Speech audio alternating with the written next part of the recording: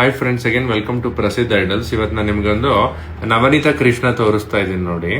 ಇದು ಪಂಚಲೋಹದಿಂದ ಮಾಡಿರೋಂಥದ್ದು. ಇದು ಸುಮಾರು 5 ರಿಂದ 6 ಇಂಚ್ ಅಷ್ಟು ಬರುತ್ತೆ. ಇದು ಆದಿಶೇಷನ್ ಮೇಲೆ ನಿಂತಿರೋಂಥದ್ದು. 2 ಕೈನಲ್ಲೂ ಬೆಣ್ಣೆ ಹಿಡ್ಕೊಂಡಿದ್ದಾನೆ ಕೃಷ್ಣ.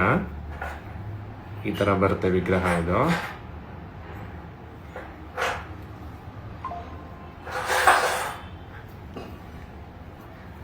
ಮತ್ತೆ ಅದೇ ತರ ಇನ್ನೊಂದು ನಿಮ್ಗೆ ಶ್ರೀನಿವಾಸ ಸೆಟ್ ತೋರಿಸ್ತಾ ಇದ್ದೀನಿ. ಇದೆಲ್ಲ ಇವತ್ತು ಬಂದಿರೋಂಥದ್ದು ಕ್ಯಾಸ್ಟಿಂಗ್ ಇಂದ. ನೋಡಿ ಯಾವ ತರ ಕಾಣುತ್ತೆ ಅಂತ. ನೀವಿಲ್ಲಿ ನೋಡ್ತಿರೋಂಥದ್ದು ಶ್ರೀದೇವಿ ಭೂದೇವಿ ಸಮೇತ ಇರುವಂತಹ ಶ್ರೀನಿವಾಸ ದೇವರು. ಇದು ತುಂಬಾ ಗ್ರ್ಯಾಂಡ್ ಪ್ರಭಾವಳಿ. ನಮ್ಮ ಹೊಯ್ಸಳ ಶೈಲಿನಲ್ಲಿದೆ ನೋಡಿ. ಕೀರ್ತಿ ಮುಖದ ಸಮೇತ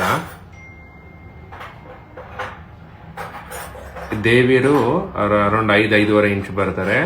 ಶ್ರೀನಿವಾಸ ಒಂದು 6 ಇಂಚು, ಸುಮಾರು 1-1.5 kg ಅಷ್ಟು ತೂಕ ಬರುತ್ತೆ.